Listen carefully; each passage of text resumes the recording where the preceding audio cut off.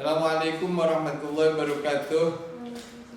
Bismillah, alhamdulillah, wassalatu wassalamu ala rasulillah Sayyidina Muhammad ibn Abdullah wa ala alihi wa sahbihi mawala. La hawla wa la quwwata illa billah, ma ba'dah. Sahabat-sahabat sekalian yang dibanggakan, dimanapun Anda berada, seluruh mahasiswa UNU Prodi, seluruh Prodi semester 1. Pertama-tama mari kita panjatkan puji syukur kehadirat Allah Subhanahu wa taala yang alhamdulillah pada pagi hari ini telah memberikan beribu-ribu nikmat, nikmat sehat, nikmat qiyam, nikmat semangat. Tentu yang paling utama adalah nikmat tetap iman kepadanya. Mudah-mudahan anugerah dan nikmat yang luar biasa tiada tara ini mampu kita syukuri dengan baik. Amin ya rabbal alamin. Kedua kalinya salawat dan salam semoga Allah Subhanahu wa taala disampaikan kepada junjungan kita Nabi besar Muhammad sallallahu alaihi wasallam, tentu saja dengan harapan mudah-mudahan kelak kita mendapatkan syafaatul uzma dari baginda kita dan Nabi Muhammad sallallahu alaihi wasallam.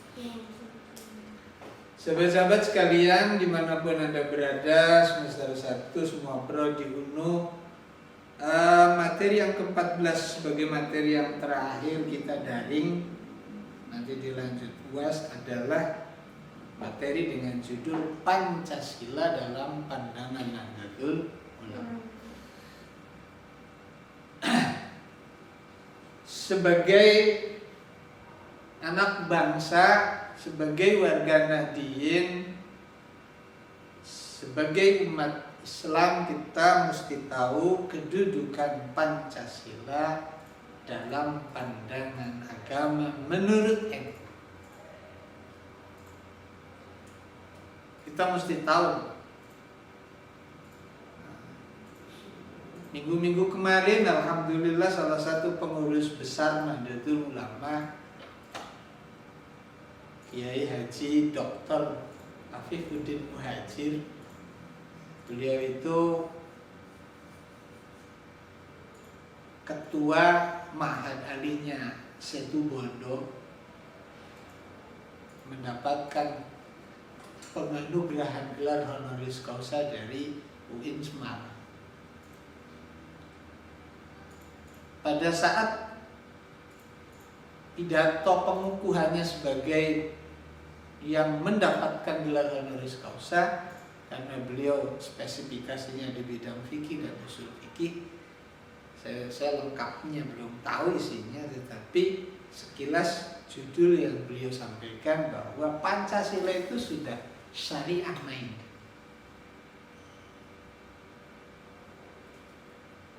Sahabat-sahabat sekalian yang dibanggakan, di awal Al-Fakir sampaikan sebagai anak bangsa, sebagai umat Islam, sebagai warga ini harus paham kedudukan Pancasila dalam perspektif agama. Pancasila itu bukan dasar agama, tetapi dasar negara. Kalau dasar agamanya tentu kembali kepada pribadi kita masing-masing. Jadi ini jangan salah menempatkan, jangan salah berpandangan, dan jangan salah mempersepsikan. Pancasila bukan dasar agama, tetapi dasar negara. Semua pemeluk agama yang ada di Indonesia harus tunduk dengan dasar negara namanya Pancasila. Karena Pancasila ternyata begitu efektif, mampu menyatukan, mampu mengakomodir berbagai macam ras suku agama yang ada di Indonesia menjadi bineka. Jadi ketika sudah teruji dan ketika sudah terbukti ampuh, ya sudah, gak usah kemudian diotak-atik, dibentur-benturkan, dimaknai dengan makna yang salah dan lain sebagainya. Pahami, kemudian internalisasikan dan praktekkan dalam kehidupan nyata sehari. Titik. Ya. Lah kenapa menjadi sangat luar biasa Pancasila sebagai sebuah dasar mampu? Ya karena dalam proses membikinnya juga tidak sembarangan. Melalui proses perenungan panjang, melalui sebuah proses istikharah yang lama, melalui sebuah, mohon maaf, petunjuk-petunjuk ilahi dari para founding father bangsa, dari para ulama yang ikut mendirikan negara ini pada saat awal-awal. Jadi bukan asal, bukan sembarangan, bukan kemudian asal comot sana sini, tidak. Diskusi panjang, dan itu hasil kompromi. Komprominya juga bukan sebuah kompromi yang asal, kompromi yang berdasarkan, mohon maaf, mempertimbangkan akhafud dharor, madorot yang lebih ringan ketimbang pada saat tidak mengakomodir dan seterusnya. Jadi itulah kira-kira gambaran kedudukan Pancasila dalam perspektif Nahdlatul Ulama. Sekali lagi, sebagai dasar negara, bukan sebagai dasar agama. Agama itu mesti di atasnya dan seterusnya.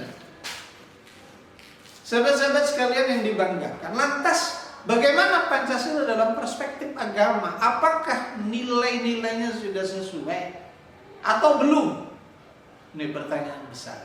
Mari kita satu-satu, insya Allah adik-adik pada hafal. Yang pertama, ketuhanan yang Maha Esa. Ketuhanan yang Maha Esa apa tidak syar'i?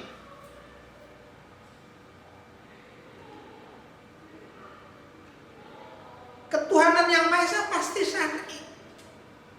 Ketuhanan itu kan hanya tambah ke saja. Tetapi mungkin yang bukan mungkin.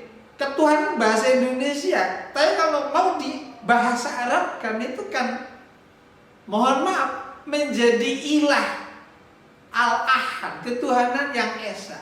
Adakah di agama lain ketuhanan yang bersifat esa? Enggak ada. Yang ada hanya di Islam.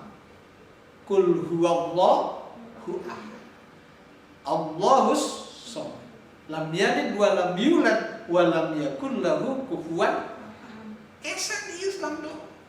Jadi sebenarnya ketika disebutkan ketuhanan yang Maha Esa, sebenarnya mau tidak mau di dalam kalimat itu sebenarnya menyindir agama yang menempatkan Tuhannya Trinitas, Tuhan Bapa, Tuhan Ibu, Tuhan Anak.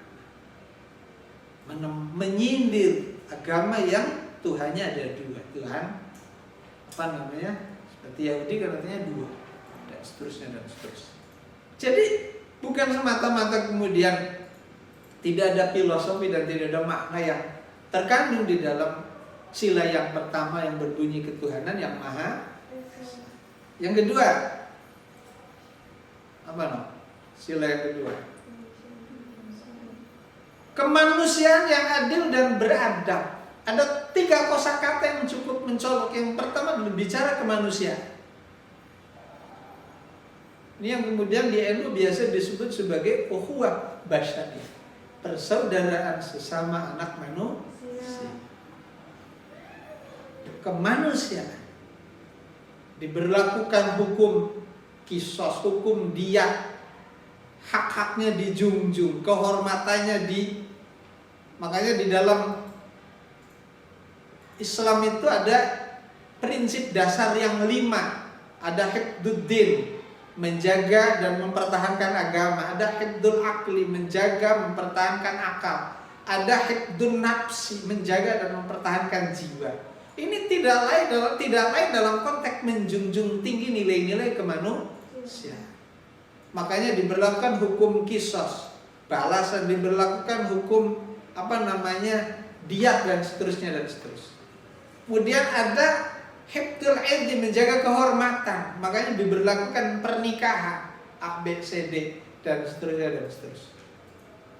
Ini tidak lain dan tidak bukan dalam konteks menjunjung tinggi nilai-nilai kemanusiaan. Nah, kalau sudah bicara kemanusiaan, apa itu kharijun anis syariah, keluar dari syariat? Tidak. Islam begitu menghargai namanya umat manusia. Islam begitu menempatkan kemanusiaan setinggi-tinggi. Nah, yang kedua, yang adil, ya kan? Ada perintah di dalam sila yang kedua itu keadilan. Adil. Adil itu apa? Bukan prinsip-prinsip dasar yang ada di dalam Islam. Sangat Islam. Menjadi wali harus adil. Menjadi saksi bukan wali, menjadi saksi harus adil. Satu sifatnya. Menjadi periwayat hadis, untuk hadisnya bisa sahih, hadisnya bisa dijadikan landasan, itu harus adil. Menjadi saksi dalam pernikahan, dalam persidangan itu harus adil. Itu artinya nilai, tata nilai yang betul-betul ada di dalam syariat Islam. Jadi apa yang kurang? Kemudian kalimat yang ketiga adalah kemanusiaan yang adil dan beradab. Beradab, akhlak. Innama bu'istu liutammima makarimal akhlak. Nabi itu diutus mata-mata untuk menyempurnakan kita adab artinya. Adab itu menjadi penting. Ya, adab itu menjadi segala-galanya bagi siapa. Tidak punya adab, man laisal adab kadzuba. Orang tidak punya adab kayak lalat, nemplok dari tai kotok, kemudian kajalmi dan sapi turut. Nah, habis dari tembelek ke kopi orang. Innalillahi wa inna ilaihi. Orang jadi adab begitu penting, begitu memiliki kedudukan terhormat di dalam agama.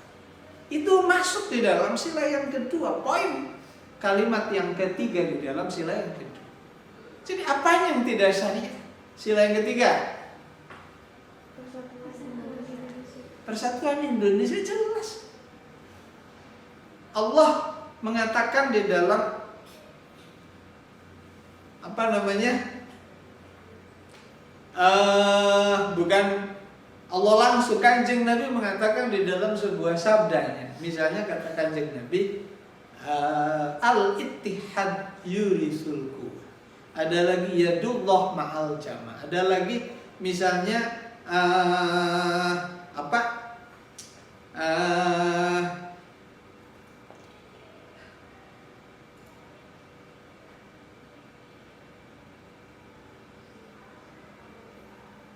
persatuan itu akan bisa memunculkan kekuatan. Ya. Persatuan itu akan dapat memunculkan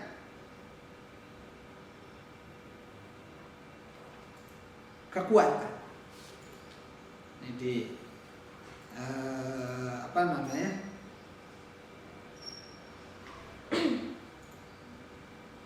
Di materi yang pertama itu urgensitas berdirinya dari tulang. Itu dalam konteks tadi. Jadi negara Indonesia yang terdiri dari sekian ribu pulau, kalau kemudian dibiarkan berkeping-keping menjadi negara-negara kecil, tidak akan menjadi negara yang disegani, tidak akan menjadi negara yang kemudian berwibawa, tidak akan menjadi negara yang mampu mempelopori Islam rahmatan lil alamin, Islam wasati. Itu yang tadi disebutkan Islam Nusantara dan seterusnya dan seterusnya. Karena itu menjadi penting untuk dirumuskan di dalam sila yang ketiga, persatuan bagi seluruh rakyat Indonesia. Sepanjang menjadi warga negara Indonesia, disitulah negara harus hadir, harus ada, dan harus betul-betul mempersatukannya dengan sungguh-sungguh, dengan maksimal, dan seterusnya dan seterusnya. Pertanyaannya, apakah itu kharijun dari syariah? Apakah itu keluar dari syariah? Tidak. Itu syariah, Mbak. Itu syar'i, Mbak. Di mana letak syariahnya? Banyak. Misalnya, apakah kemudian dalam keluarga itu dianjurkan untuk paewang-ewang? Kan tidak. Dianjurkan untuk bareng kompak. Dianjurkan untuk bersama. Apakah sesama saudara kemudian dibiarkan pacar kokot? Kan tidak.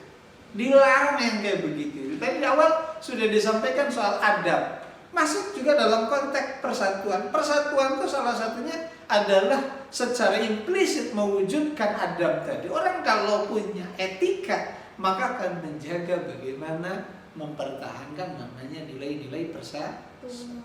Tidak gampang provokasi, tidak gampang terprovokasi, dan tidak gampang kira-kira menciptakan jalan yang akan melahirkan perpecahan.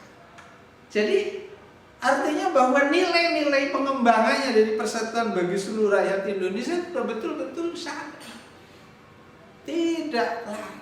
Itu nilai-nilai agama. Inilah yang selalu ditawarkan, termasuk pada saat menawarkan konsep-konsep Islam Nusantara. Sila yang keempat, kerakyatan yang dipimpin oleh hikmah kebijaksanaan dalam permusyawaratan. Kerakyatan itu artinya bahwa kedaulatan ada di tangan rakyat, yang dipimpin oleh kebijaksanaan dalam permusyawaratan. Alhamdulillah bangsa Indonesia betul-betul bangsa yang mengedepankan wasyawirhum fil amri, musyawarah. Akan memutuskan sesuatu, para wakil-wakil kita berembuk dulu, akan menciptakan ini, akan mengundangkan ini berembuk. Lah ketika kemudian meski terjadi kong kali kong, sekalipun ketika gelombang massa menolak, alhamdulillah didengar oleh negara dan kemudian dimusyawarahkan menjadi dirumuskan rumusan yang paling bisa diterima oleh rakyat. Jadi artinya dasar utamanya di dalam melaksanakan sila yang keempat itu musyawarah. Yang pertama adalah kepemimpinan, ada kan, dipimpin tadi.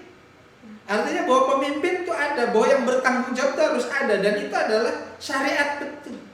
Makanya di dalam agama itu tidak boleh memakzulkan, melengsarkan, mengimpeachment kepala negara, itu gak boleh. Karena begitu pentingnya ada pemimpin. Tidak ada pemimpin itu jauh lebih jelek ketika dibandingkan dengan ada pemimpin meskipun bodoh sekali. Itu dalam agama itu sampai segitu. Makanya kalimat kepemimpinan atau yang dipimpin tadi itu menjadi penting oleh pemimpin yang hikmah, yang penuh dengan hikmah, penuh dengan kearifan, penuh dengan kebijaksanaan di dalam perumusannya di dalam. Jadi tidak benar-benar sila ini memberi ruang kepada otoritarianisme, kepada kediktatoran. Tidak memberi ruang. Makanya mudah-mudahan rezim ini diberi kelancaran, mampu mewujudkan keputusan-keputusan yang benar-benar pro rakyatnya, termasuk menarik dana-dana yang selama ini bermasalah untuk kembali menjadi milik pangkuan Ibu Pertiwi dan seterusnya. Sehingga kemudian meski saat ini kelihatannya postur hutang kita luar biasa, tapi kalau dana-dana itu sudah kembali bisa ketutup dan Indonesia rakyatnya menjadi sejahtera. Oke. Terakhir, keadilan sosial bagi seluruh rakyat Indonesia. Tidak adanya di mana? Hari ini ada COVID, semuanya dapat. Kelompok guru dapat, kelompok dosen dapat, kelompok petani dapat, kelompok yang tidak punya sekaruan. Apa mana kalau kitanya berangkat dari kelompok tidak punya dapat, dan menjadi guru dapat, menjadi PK dapat KP. Di mana tidak ada? Inilah sebenarnya yang sedang mencoba dirumuskan. Mudah-mudahan menjadi satu rumusan yang baku oleh negara, bahwa subsidi itu tidak dinikmati oleh kelompok-kelompok yang mestinya tidak berhak untuk menerima. Misalnya pupuk. Sekarang ini pupuk lagi dikurangi subsidi. Tapi kemudian diwujudkan dalam bentuk bantuan yang nyata. Ke depan nih lagi digodong. Mudah-mudahan subsidi itu nantinya akan langsung diterima oleh petani, bukan dalam bentuk pupuknya. Kan kalau dalam bentuk pupuknya tetap akhirnya terjadi kartel. Bener kan? Kartel ngerti kan? Terjadi cukong-cukong besar menampung obat. Wayah ngobat kangelan semuanya nyarinya. Itu karena disidem, ditimbun. Ke depan tuh gak bakalan terjadi kayak begitu. Subsidinya bagaimana? Beras petani itu diberi semahal mungkin. Ada standarnya. Kalau sekarang misalnya 10.000, petani oleh negara dibeli misalnya 15.000. 5.000 akan langsung dinikmati petani. Tapi oleh negara dijual tetap 10.000. Kan gak ada kartel yang bisa bermain, gak ada cukong yang bisa main. Kira-kira begitu ke depan. Tinggal bagaimana bulognya negara mampu kuat dari intervensi para cukong-cukong tadi.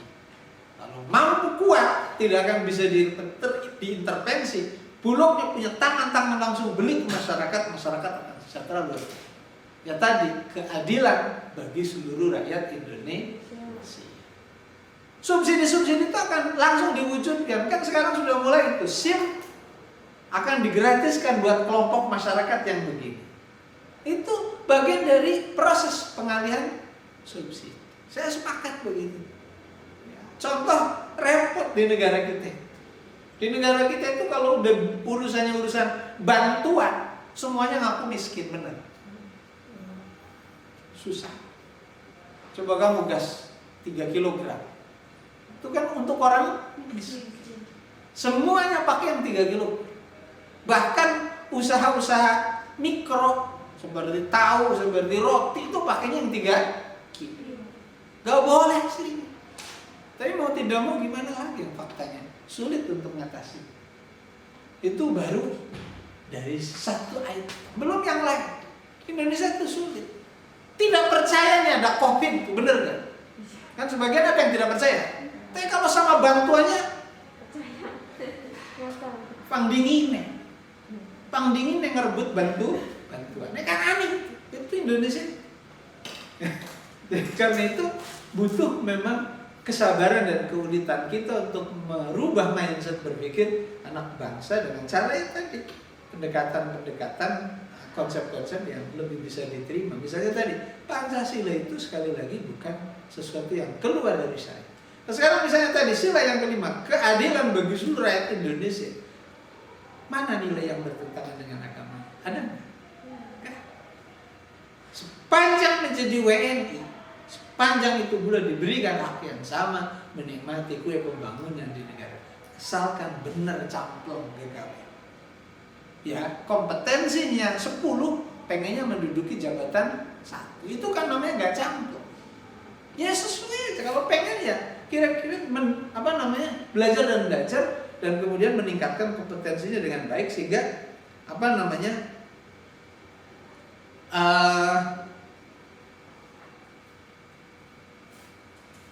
bisa menempati dan menduduki jabatan-jabatan yang kira-kira sesuai kompetensi. Kira-kira demikianlah pandangan namanya Pancasila dalam perspektif Nahdlatul Ulama. Ya, bahwa yang pertama Pancasila bukan dasar agama, tetapi dasar negara. Dan nilai-nilai yang terkandung di dalam Pancasila semuanya tidak keluar dari syariat Islam. Karena itu kemudian kita wajib menerima Pancasila sebagai sebuah manhaj kita di dalam bernegara, karena itu menjadi dasar negara. Kita tidak boleh menolak, kita tidak boleh apalagi anti dan seterusnya. Demikian yang dapat Al-Fakir sampaikan, kurang lebihnya mohon maaf yang sebesar-besarnya. Basatul ala maqulakum wa fawqa amri ilallah innallaha basirun bil ibad wallahu muwaffiq ila aqwamit thariq. Assalamualaikum warahmatullahi wabarakatuh.